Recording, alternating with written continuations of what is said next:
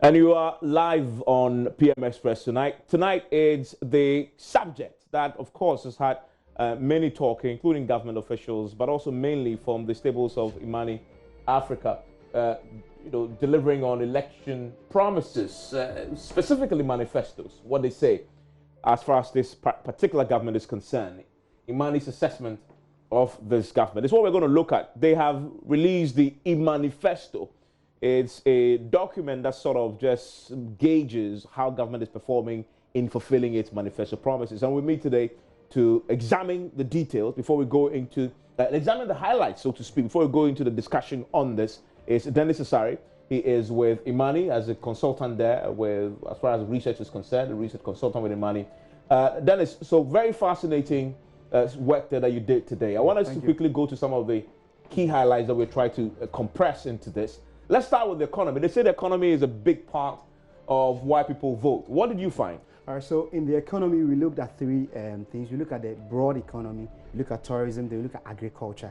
So the score you see for economy is because tourism had an increase, like increase in the term of people coming down because of a year of return. We saw a lot of inflows, and we saw a lot of investment into agriculture because now agriculture is a priority area under the annual budget funding amount. So Agric receive a lot of funds. Now there's serious investment going on under the agricultural sector. But if you look at the economy alone, you realize that the government promised that they will, at the end of the fourth term or by the end of the third to fourth term, you should see a double-digit GDP, which we have not seen. They promised to stabilize the currency, which we have not seen. They also promised that they are going to reduce interest rate. If you look at the Bank of Ghana interest rate projections, you realize that from the Bank of Ghana projection, it seems to be dropping, but because the premium by commercial banks is so high, we are seeing the interest rate rising sharply. So they couldn't deliver on that promise. But in the area of fiscal discipline, they were able to deliver, set up the fiscal responsibility, set up the fiscal council. So with some economic fiscal discipline measures they were able to deliver, it was because of some of these metrics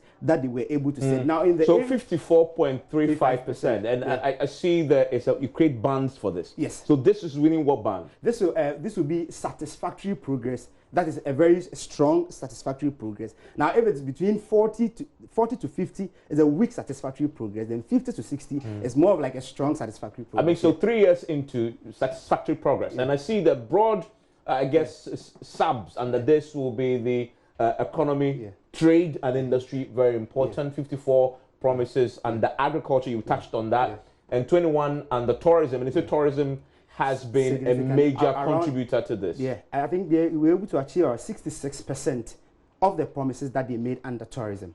So this is the breakdown here. This is the figures for each. Now, there are a few things that are interesting to me because jobs, for example, jobs creation. The manifesto was themed on jobs. Yeah.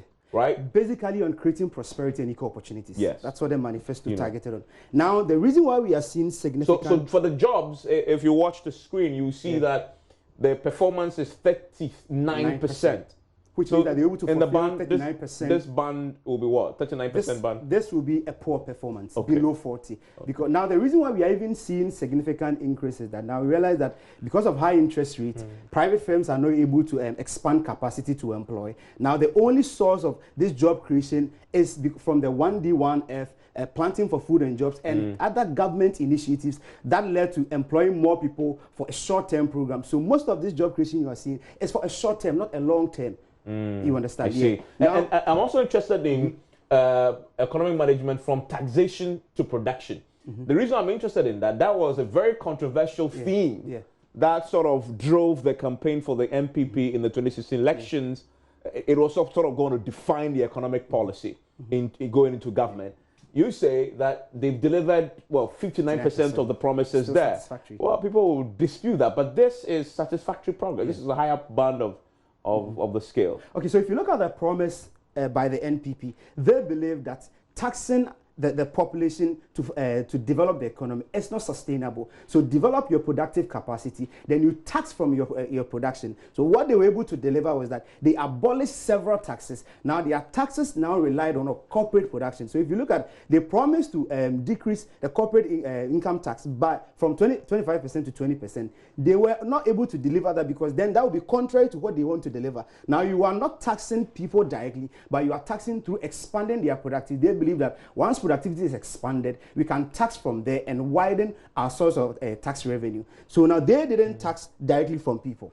But that's interesting that if you put the numbers to it in terms of that promise, they've done 59%. Because the minority have been accusing government, or you say you want to do taxation to production. And because they've introduced a few taxes, in spite of the fact that initially in the first 2 years, they had abolished a lot of them. Let's also look at flagship industrial development initiatives, and I'm guessing that's where the 1D 1F is, correct? Yeah. And you score them 42%. That band is that's still satisfactory. So if you look at the average performance, all of them are within satisfactory progress. Now, if you look at the flagship industrial development initiative, planting for food and jobs are going to feed these industries. So there was a spur in our access to raw materials. Now, government also funded the 1D 1F, so we saw a lot of expansion in industrial development. Okay, let's quickly move on to.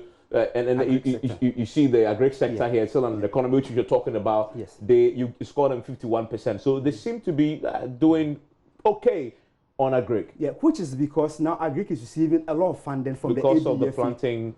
Now the ABFA actually is giving regular, let's say, revenue to fund agricultural activities. Now, what actually shaped agri performance was the improved seeds and fertilizer distribution. What also shaped it was the planting for food and jobs. So that actually affected agriculture performance. Improved seeds and fertilizer, 88%. That's a very. If you go to Cocoa Board, what Cocoa Board did was that now they have been able to improve the beans from the low quality beans, that's the smaller beans, to high yielding beans. And it's all because of some of these activities like the free mass spraying and the free distribution of seedlings. Human capital investment, you scored them 39.13%.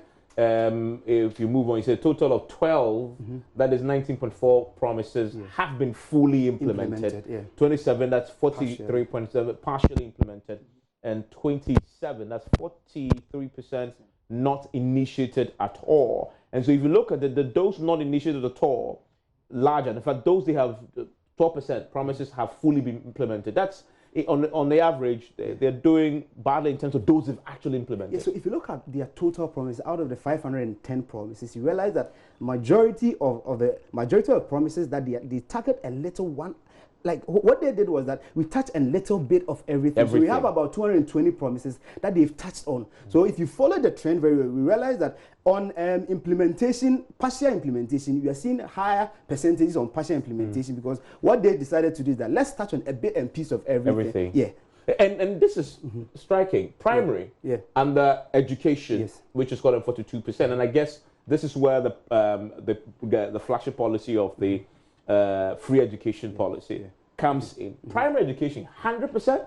Good, because you know that explain that. The free compulsory universal basic education it has been fully implemented, but because now the government is more focused on education, they were able to implement the aspect of full free access to free books, access to free learning materials, school uniforms, and other, like school feeding also sometimes supported some of this performance. That's why we are seeing a growth here. Now, we didn't see a growth in kindergarten performance because now it has become the focus of the ministry. Now, because of the cost in early childhood education, we saw a little decline in the rate at which children were enrolled in school. But when they get between primary 1 and primary 6, we saw a larger number of them because of the free compulsory basic education. So you score them very highly on education because, I guess, of majority of the promises were. Now, I don't know if you could go back and let's start. Unfortunately, but just recap that one because if I do it, it's just going to create technical. So what you see is that in the secondary school education, most of the promises, if it's free SHS, it will be marked as 1. Now, once that is ticked, any other one that has not been performed will be marked as 0. So you realize that they wanted to collaborate with private sector to ensure that they roll out Wi-Fi to all senior high school, which has something hasn't been done. Has not been Let's done. look at health. This is support performance, correct? 34%. And you see the rescue and restructure the NHIS,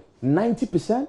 Significant performance because now you know that they've ceded all the funds from National Health Insurance Levy to the National Health Insurance Fund. So now there's more kind of funding to support any. In other words, they've done 90% of the things they said they will do to fix the NHIS. And it's not surprising that in our IPSLA, Inspirational Imani Public Sector Leadership Award, the NHIS was the most innovative public institution in Ghana. Okay. You understand? Okay. Of course, this is governance. I want to quickly go to the most controversial, governance, corruption, and public accountability. This is the lowest I've seen them perform here. And this is what you're telling us is that in corruption, public accountability, and governance, they've only fulfilled 23% of all the promises. Yes, so that let's is start from public engagement, engaging the public. They promised to institute the public assembly or the People's Assembly, as President Kufuor used to do. They weren't able to do that. Now, they were able to implement the SP office. They were able to pass the Right to Information Bill, but the facilities to ensure effective implementation or effective utilization of these offices were not implemented. That's why you are seeing a decline. Now, if you look at local government, let me touch a little briefly on that. What happened is that the major promise that surrounded that was the election of MMDCs. Now, calling off the election of MMDC, which to us, calling off the referendum, couldn't affect local government election because it was just a matter of a bill being passed. Now, calling the local government election off totally defeated the performance on delivery under local government. Okay, but one thing they did under local government let's spend a second on infrastructure very quickly, and this is key. Science and technology, but also there's roads, which is also here, important. one thing that we can summarize out of is that now our water levels have been very improved because of the clamping down on illegal mining. Now our water qualities are around 53.0 on index. And this is overall. So if you put everything together, you're scoring them 48.7. So if you put governance, infrastructure, economy, human social services, if you put human development in the human capital index together, we are seeing 48.78%, which is a weak satisfactory progress. Okay, Dennis, thank you very much. And that's Dennis with the Imani Africa. When we return, we're going to go straight into the discussion. We're going to be joined by the Deputy Minister for Monitoring and Evaluation will join me. Also, Patrick Stevenson, who is the Head of Research with Imani, will also be here as we begin to dissect the figures as Dennis has eloquently elaborated on.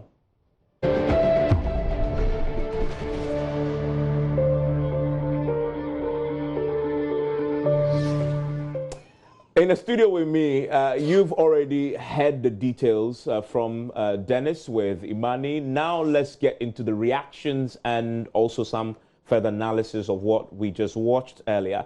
William Kwesi Sabi is the Deputy Minister, Monitoring and Evaluation. I'm grateful that you could join me, Mr. Sabi. My pleasure. Also joining me is Patrick Stevenson, Head of Research, Imani Africa. Patrick, thank you very much also for joining me. Pleasure. Mr. Sabi, let me start with you. What's your reaction to, I mean, the general score we saw there is 48.78%, 3 years in. That means that you've implemented 48% of all your manifesto promises. That is not a pass. Yeah. First of all, let me greet your viewers and my constituents. I know they are watching me, people from Doma East. I'm happy you started this way because, first of all, there's a need to make that clarification. Initially, when Imani came out with that they were going to give this report, a lot of Ghanaians' idea was that they are going to assess the overall performance of this government for the first 3 years.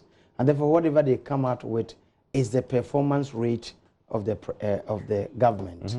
And I think from the explanations and the information we have now, it's clear that it is not the general performance of the government as such, but it's about the ability of government to implement the promises in the manifesto. And therefore, the 48.78% that Imani has come out means that this government has been able to implement 48.78% of its promises in the manifesto. Indeed, in the methodology, they stated clearly that even when the government happens to come with some intervention or program that was not part of the original manifesto, they didn't consider that. But if we are to consider the performance of government as a whole, we will have considered such interventions because they have positive effects on the life of the people. So I am happy that we've clarified that. And based upon that, even though I'm not very proud that we are at 48.78%, in the sense that in school, as we know, if you get 48, even if you get 49%, it is still not a pass mark. So one will have wished that we had 50 or more %. But for me, I look at it from this way. that it is a way of pointing out certain loopholes or certain manifesto promises that we might have maybe glossed over, and that our attention should be drawn to that for us to go back, at least for the 1 year that is left for us. So I wouldn't, I want to thank them for coming out with that clear issues for us to see.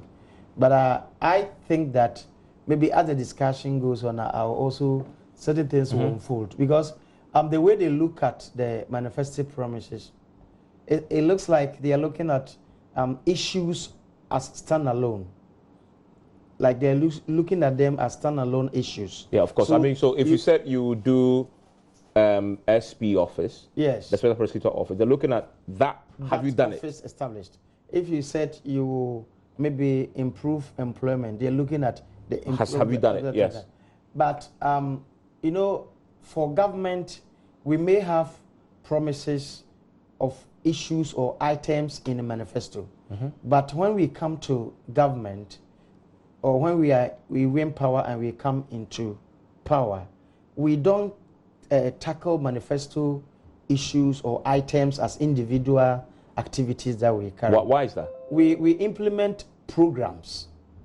We come out with projects and programs that will have effect on the issues that we have raised in the manifesto. Give me an example. Give me a practical example now. For example, 1D1F, that is one district, one factory that we are implementing. The idea, you look at it in the manifesto view as the industrialization policy that we came out with and something that we said we would do. But it has a rippling effect on employment. Okay. If we are able to establish so many industries in the various districts, at the end of the day, while the industries are working very well, they will end up employing a lot of people. So even though we haven't actually taken employment as an activity in the manifesto, at the end of the day, it will be fulfilling like your job yes, promises in the manifesto. I see. That. What's your reaction to that? Yeah.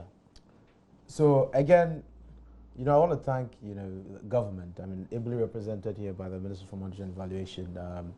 I think that this is, again, when I compare the position of this government to that of the SWAL government, and indeed when we started this particular exercise in 2008, I think the acceptance of government to the exercise has improved, both governments. So again, I'm enjoying this conversation, and already we started some of the behind before we even came on air.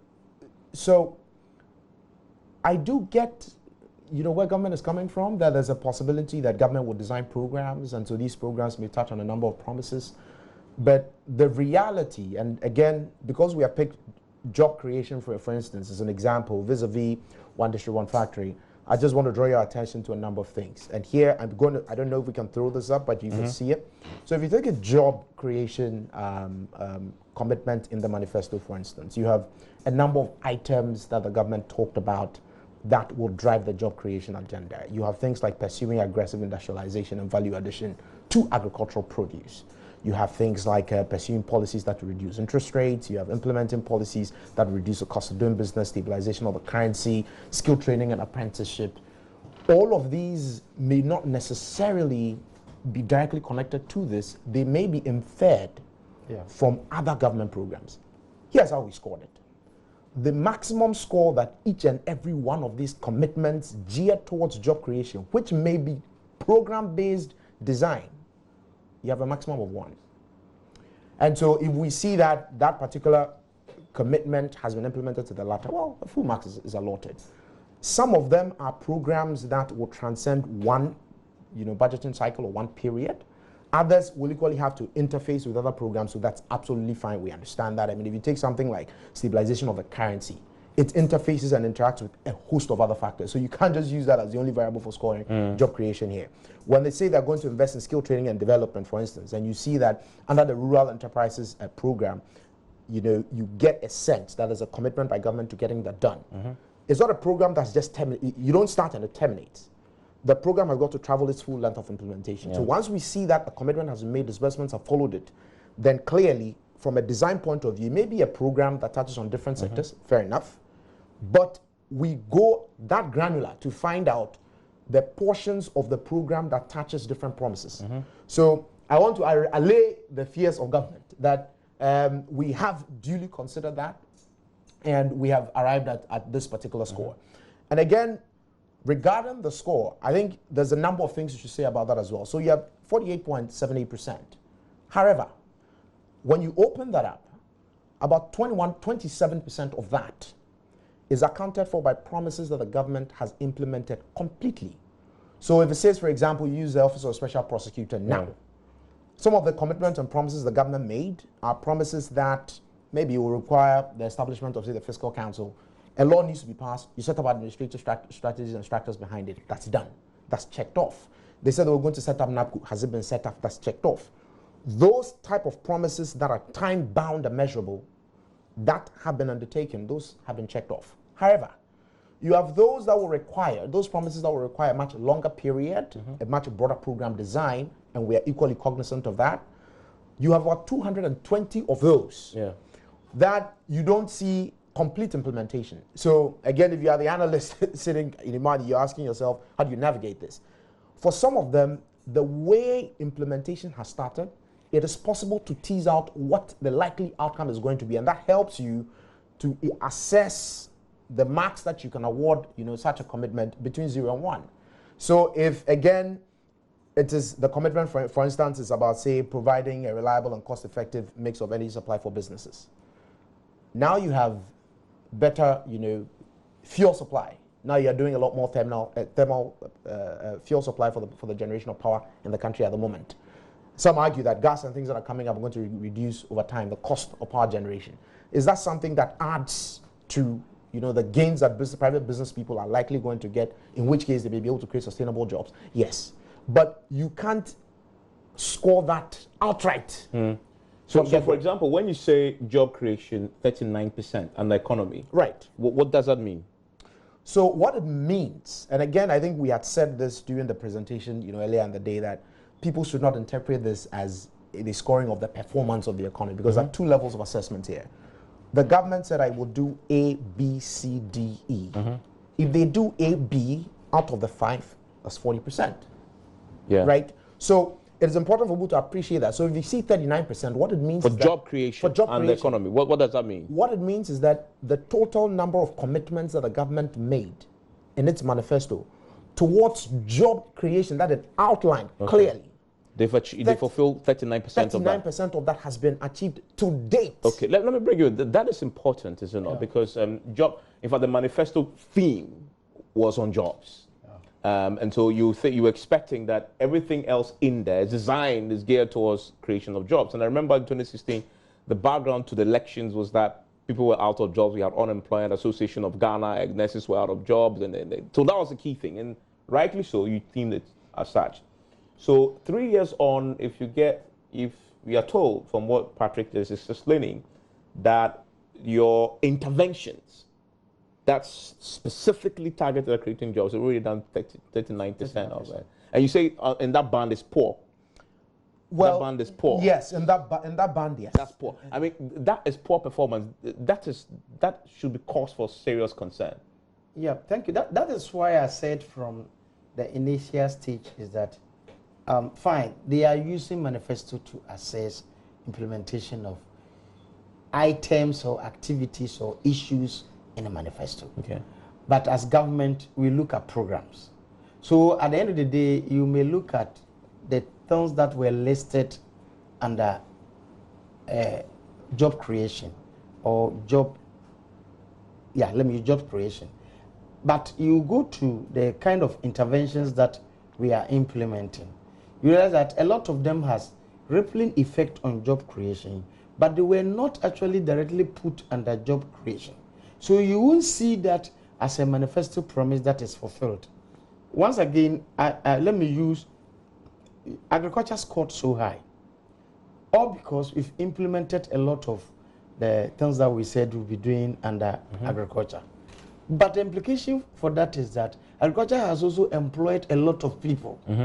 Do you get? Because planting for food and jobs alone, the number of farmers, farm hands, and the people in the value chain that have been employed, But all these will not be considered under their assessment as job creation. It will be assessed as the performance in the agriculture. Sector. So at the end, the agriculture sector has done well. That is why I'm saying that it's one thing being in government, it's another thing giving manifesto. Because as government, we will look at programs. So if we are actually to do an assessment of the performance of government, for instance, maybe we will have looked at all these interventions and their results or effects on the lives of the people, and then we can talk about how maybe this government has been able to impact. You raised an important point, and I guess it's one of the things why Imani had done this, and I read it in your piece, which is you say once you go into government, you are implementing programs and not necessarily manifesto promises. Yes. So why not in presenting a manifesto, couch it based on the programs? I mean, it just goes to say, I mean, what you're saying is we are not, so I can't hold you strictly sensu to the things, because I'm delivering on jobs, but if you want to mark me on jobs, you miss out on the number of jobs I've created in agri, right? Because you're implementing the program. So why don't you then present your manifesto to us? Because basically that's a document based on what we voted for you. Yeah, thanks very much. You know, a campaign message is quite different from policy development. The reason being that in the campaign message, you want to, as much as possible, calm down so that people will easily understand what you mean and get them convinced to vote for you. So the message or the manifesto might be coming from a whole policy. But at that time, that policy will be broken down into maybe activities so that people will really see or understand and appreciate and vote for you. But that is when it comes to implementation, there isn't much difference. You still want to achieve that objective under that manifesto, but you are not going to look at it on the basis of as activity-based kind of implementation, but look at it in terms of programs. And at the end of the day, we are expecting or you are hoping that by the time you finish implementing that program, you will have fulfilled the campaign promises you made in a particular setting. So, but is it impossible to pitch the manifesto on programs? On programs, it is not impossible. Yeah. So if not impossible, then the party should do that. I'm also looking at your audience. You see, you have to, when you are sending anything out, you also look at your audience because it's communication. We want people to understand what we mean exactly and get convinced and vote for us. So if you go and give programs and those others, maybe it's not everybody who will get it that way. So that is why even in the manifesto, the so-called activity-based manifesto, they are still grouped under some kind of categorization. Yes. You have broad themes. You have exactly broad themes: economy, maybe infrastructure, education, health, and those things. And but you will still go into details to list what you will do under each. And Patrick, I want to bring you on that question about what this should do to the way manifestos are couched going into elections. What's a bigger message there? So for us, we operated with a particular theory of change in mind, which is that for a very long time we have our political parties that will typically, send across a one-ton list of things they want to do. I mean, I do recall, in 2008 when they started, I mean, there were those who argued that, maybe we should compel our politicians to tell us how they're going to raise money for the country without taxing people or borrowing, right? How they're going to generate money to spur development or support development drive of the country. Maybe that's what we should limit them to. But then again, from a practical policy implementation point of view and governance point of view, that's not possible, right? Because again, there's always that symbiotic relationship between the responsibility of states and then that of citizens.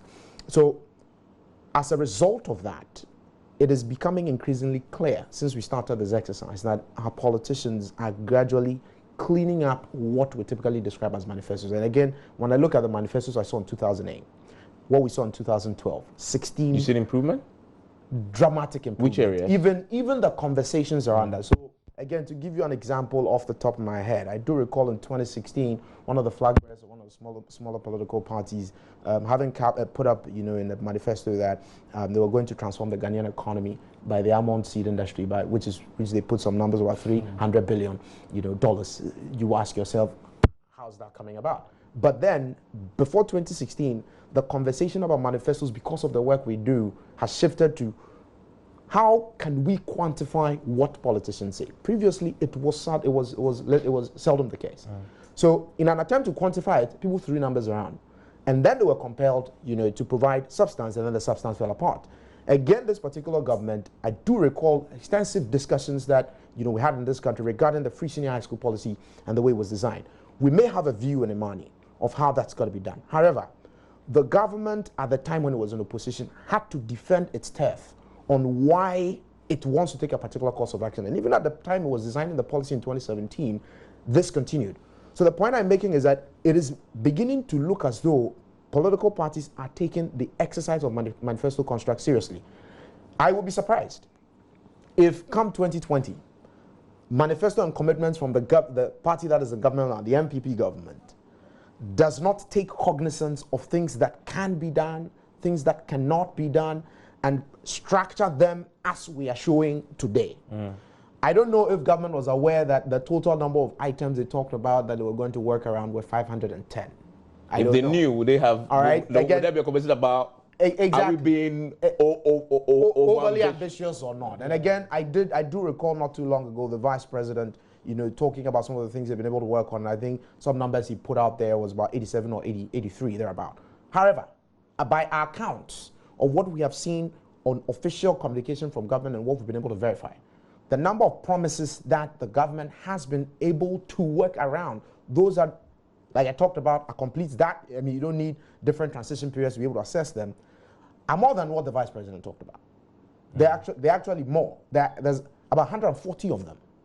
Those you've actually done? Those they've actually done. There's 140 of them, which gives us about 27.45%. So again, for me, I think that I'll find it strange that we get to 2020 and the MPP, for example, will say, okay, yeah, we have a number of items, we have gone back to Ghanaians, we have a shopping list, we've gone back to Ghanaians, and somehow they can't tell you the number and, what it will cost to get these things done. I think it will be very strange for that to happen. Thankfully, you're from the Monitoring Evaluation Ministry. Has the 3 years given you a certain reality check about the sort of promises you carried into the 2016 elections? Let me thank my brother for raising this kind of issues. I think we should also know where we were coming from. At the time MPP was trying to come into power, there were numerous challenges in this country. So the party was looking at, considering these challenges, what can we do under each circumstance or in each area to improve upon the situation? Perhaps that might have contributed to the number of promises that we made, because at the end of the day, we were thinking of each sector is important, each area is important, and in each area we seem to have challenges. So we cannot leave any area out. I think as he has, having been in power for 3 years, we're going to the 4th year, and I know very well that we are coming for the next term. So at the campaign has started. Yes. That is true. So at the end of the day, for 2 reasons. Fine, if we were overly ambitious, I think we will learn from our... Were you overly ambitious? I can't say that for now, because as at the time of being it was relevant. But you've had 3 years. Yes. So looking back. That's what I'm saying. Within there. And where you are. After the 3 years, and maybe even after our 4th year, we are still going to sit back. Because the challenges that we saw, or we foresaw, and therefore came out with this kind of promises, per the implementation of the programs and policies that we have done in our first term of office, I believe that we have solved a number of those challenges. And therefore, if we should make any promises, they are going to be based on what is done left that we've not been able to do. So definitely, naturally, it's going to lead to maybe reduction in what we are going to say that we'll be doing. Because if the challenges were 100 and we are able to do about 70 of them, we will not go back to repeat those. Or maybe we will look at other areas that require some kind of intervention. Yeah, but maybe let me ask the question differently. Knowing what you know now, if you knew what you know now as a monitoring and evaluation ministry doing the monitoring, Yes. in 2016 when you're in opposition, would you still have put out 510 promises? Maybe some of them, personally, I would have liked to have a second look at them, in the sense that some, maybe we didn't need to make specific promises on them. We could have made a promise as part of a program. Okay. For others, but you should also look at, it's like when you are in a problem, when there are issues, when the country was in so much challenge and there was the need to come up with solutions, it was difficult to downplay any aspect of the challenges that we were having. So we came up with these kind of promises in the manifesto with the view of solving the problem that we saw at that time. So as I've said now, coming into our next term, which I'm very sure we are coming, we will, at the end of the day, we will look at what we have done, and especially coming from Ministry of Monitoring and Evaluation, we have all the records and the reports to show where we are coming from, what we have been able to do, where we have reached, and therefore we can talk of what is left or what needs improvement. Okay, we're going to take a break. When we return, we're going to look at a few of the specifics. I'm interested in corruption, where they scored possibly one of the lowest areas when it comes to the scores that they were given, just a little over 20% there. We'll look at that. And then also we'll look at some of the other areas as well where they didn't perform as well. And the thinking there is, what can they do in the next year? Remember, they had this 1 year to bridge that gap. Another one that was very tangible, one district, one factory. And Nado had said he would do that in his first term, which really literally translates to every single district in Ghana. And there's a finite number of districts. So they must have one district, one factory in all these places. We'll try and ask him where they are with that. And then I'll end by getting him to give me the Monitoring and Evaluation Ministry's own assessment of their performance, where they are in 3 years, and see how that matches up with what Imani had said. Stay with us.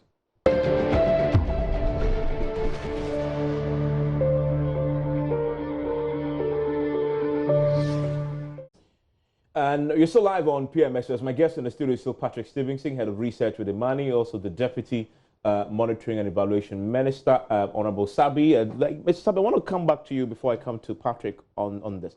Very quickly on two areas that many people will look at, mainly corruption.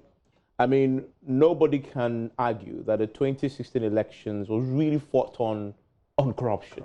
I mean, almost all our elections seem to have been one theme that runs through. So when you see that the score you've been giving is probably the lowest compared to the other areas, 23% is it? Yeah. For corruption, which means that in the area of corruption, the promises you made, you've only executed 23% of those, correct? But that is shockingly abysmal.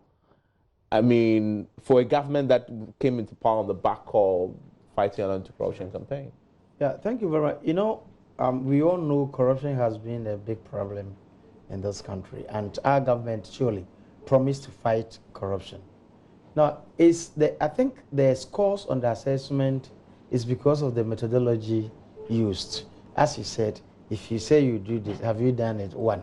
If you haven't done it, 0. As you said, but in fighting corruption, I think we've done more.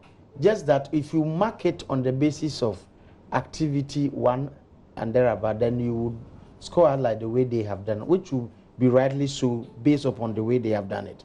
But we look at fighting corruption for some major initiatives that should be to have a very great impact on the fight of corruption.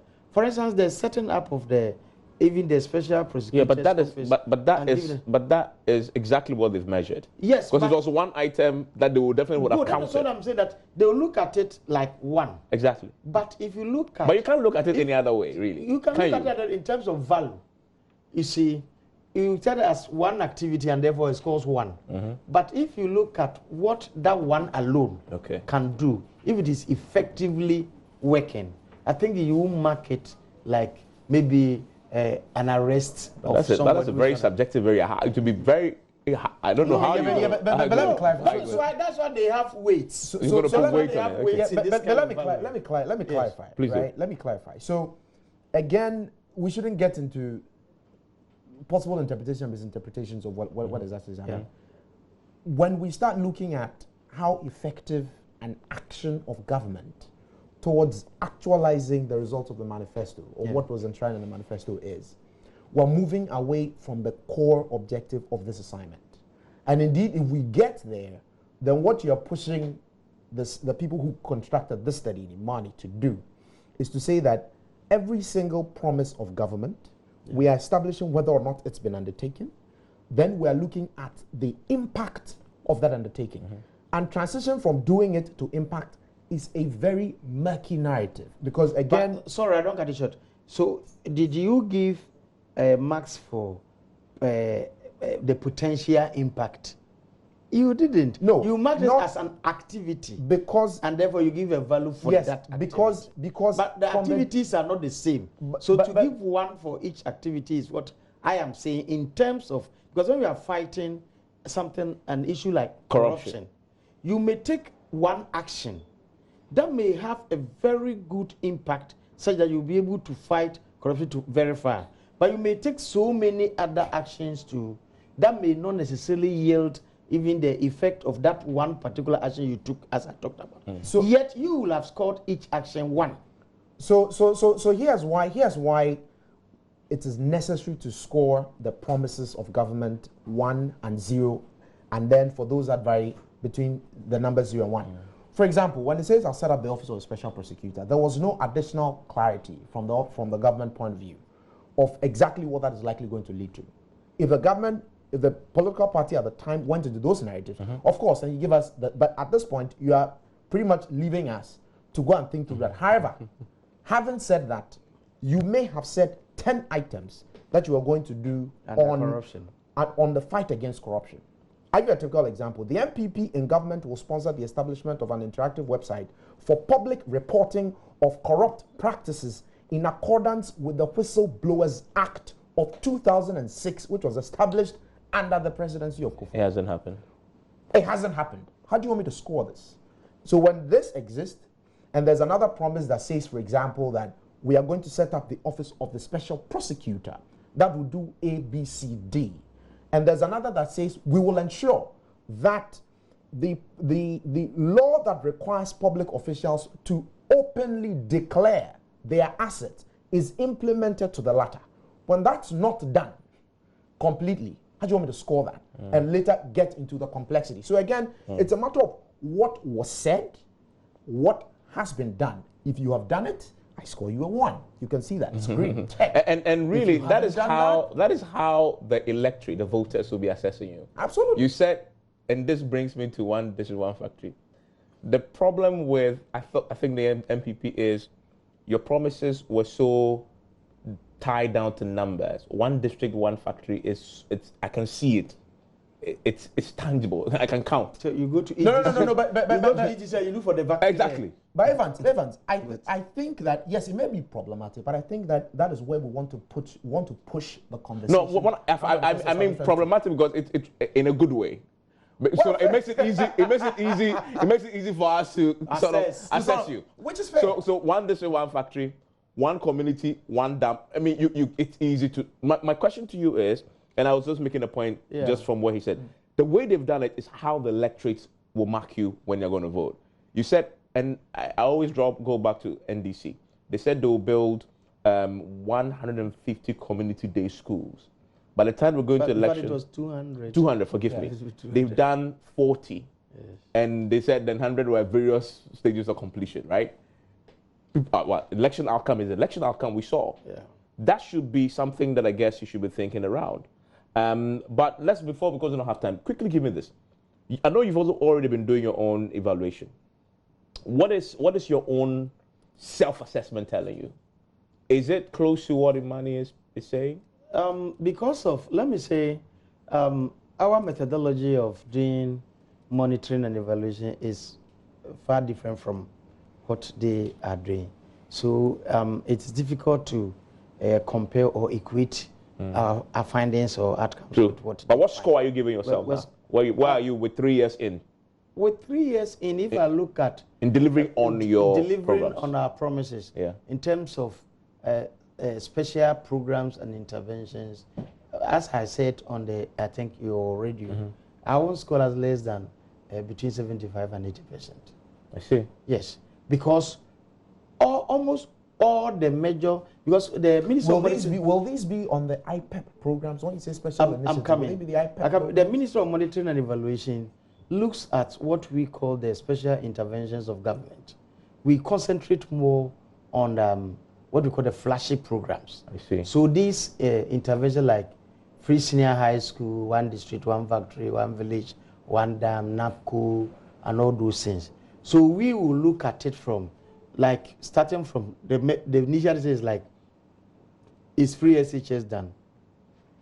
If it is done, you know, we don't go into marking it or scoring it that way, because we are looking at, in fact, beginning of our term, let me say, we sat down with the various ministries and agencies that are implementing these kinds of interventions that we talk about. Then we came out with what we call the project objective. We look at implementation timelines, activities to be carried out, expected output, expected impact, even when resources required, and all those things. So it became what we put all these together to become what we call government results framework.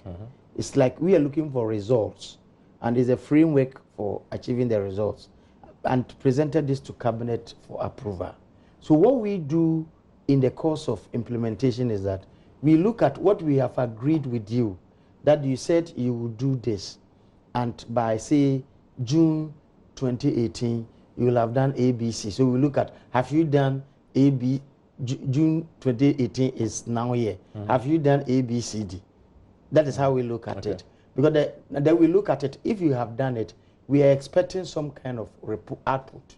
That should have at least, some results or impact. You know, you can't easily assess impact immediately. I mean, impact assessment, you know, is quite... It's only going to be long term. Yes. So is that why you say you are 75-80? Yes. So in terms of what we said we'll be implementing as government interventions, we are looking at it like we have implemented almost all of them. Okay. In However, it's not all the cases that if we're able to implement fully to the level that we expect. And this is what is drawing the overall assessment. 1 district, 1 factory, overambitious, was it? Now that you know that. I won't call it overambitious. What would you call it? But I will call it a good target to set to help us fight to achieve it. Yes, because at the end of the day, this is what we are expecting. The proverbial aim for the moon. If you are falling, you fall. But then again, you don't, because the thing is that before that promise was made, we had looked at the potentials of the various districts. Yeah. I remember we didn't say, Father, that thing, we had to struggle in 2017 and early part of 2018 to explain from the Minister of Trade and Industry. People were expecting that government was going to set up companies in the districts. That is not it. 1 district, 1 factory is 1 district, 1 factory. 1 district, 1 factory doesn't mean government is going to set up a the problem there is who is doing what? So yes, the issue was that government was going to support the private sector. Well, you said 1 district, 1 factory. Yes, but that is, you know, that's the catchy statement. Yeah. But as a policy, you go into details as and the to specifics. what specific. Let me get very briefly reaction to I'm very worried their about own catchy. I'm very worried about catchy statements because again we are dealing with an electorate that but that leads to may interpret or what you fight for. Yeah. You see, the reason I say I'm worried is because I was one of those that argued that the way we had campaigned in the run-up to 2016 elections, the expectations of citizens in this country was hyped up without recourse to what the fiscal basket of the country looked like and the ability of any government to deliver, which is why the NDC government at the time shied away from being ambitious in the sort of things they wanted to tell Ghanaians that they were going to do. again take out their performance, etc., etc. But the point I'm trying to make is because they didn't do well. They didn't have the moral justification to that's a conversation. To cover very high. That's a conversation for 2020. Can we see what you do? So wrap it up for me in 30 yes, seconds. So the point I'm trying to make, Evans, is that I do hear government and I do see where government is coming from, but when you make commitments like one district, one factory, the way the citizens understand it, it influences perception. And the perception for our politicians in this country drives the action, right? So today, if nurses, for example, decide that they are going to sit down because there's an allowance that has got to be demanded, which we have a completely different opinion on, that decision will push government to make a particular policy choice. So I guess the point I'm trying to make is, it is okay for our politicians and our political actors to come campaign, to come and say things they are going to do. There is absolutely nothing wrong with that. We have a competitive political terrain, so we want to see that. But we think that after 27 to 30 years of practicing the business of changing governments by the ballot, it is important some of those things change. Yeah. And the reason it needs to change is because our fiscal basket has not improved if you adjust it properly for some macroeconomic exposures. Realistically, are we going to expect more realistic promises 2020? Based on what you know. This is a very brief yes or no. You see, to say more realistic means that the previous ones were not realistic. But what I'm saying, as I said initially, because it is the same party and we had a manifesto, I believe that before we are going to revise our manifesto anyway to reflect on current issues. Where you are and what you can improve. Because we have come from certain part to another level. So definitely the areas that we've been able to cover, we are not going to promise that we're going to do them again. Okay. So definitely you won't find whichever way it is. I'm grateful what you see how I must admit that I'm grateful to Imani and those things that they do, this kind of works they do and give us, it's a kind of feedback to us, not only those of us in government, but I'm sure even other political parties who are also watching. If we actually came out with promises that were over ambitious, I'm sure they will learn from. Of course. Because I'm grateful. I'm grateful because I ran out of time on this. I'm grateful, Mr. Sabi, a lot, for joining me. Maybe the promises were made. Patrick Stevenson also. Thank you for joining me. Enjoy the rest of your evening.